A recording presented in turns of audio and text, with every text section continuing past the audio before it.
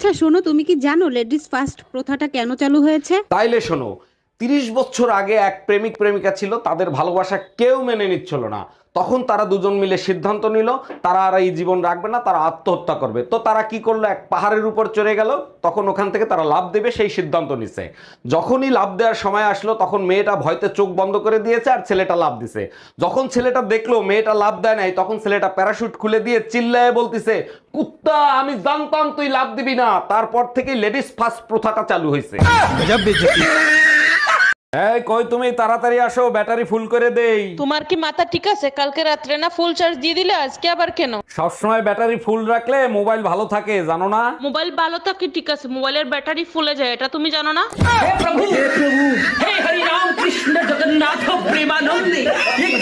এই নাও বিষ, তাড়াতাড়ি খেয়ে ফেলো। বিষ?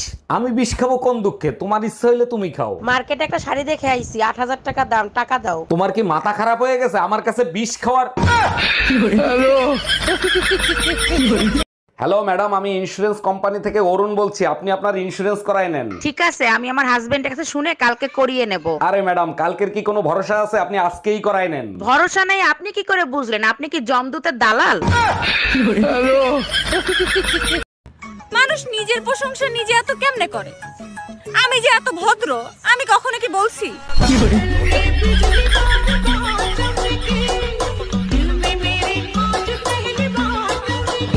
আসসালামু আলাইকুম ভাই, ঈদ মোবারক। ওয়ালাইকুম আসসালাম ভাবি, ঈদ মোবারক। ঈদে ভাবিদের সাথে যদি রং ঢং করো, আমার থেকে খারাপ কিন্তু কেউ হবে না। ভদ্র হয়ে তো আমিও থাকতে চাই, কিন্তু ভাবিরা যখন কালা শাড়ি পরে আসে মাথা ঠিক থাকে না। কালা শাড়ি আমারও আছে, মাথায় পেঁচে আগুন ধরায় দেবো। এই কই তুমি, এইদিকে একটু আসো তো। এই কালকে তুমি যে নতুন ফোনটা এনে দিছো না, ওই ফোনটাতে একটা মেসেজ আসছে আর ফোনটা বন্ধ হয়ে গেছে। সর্বনাশ, বলো কি? কই দেখি ফোন।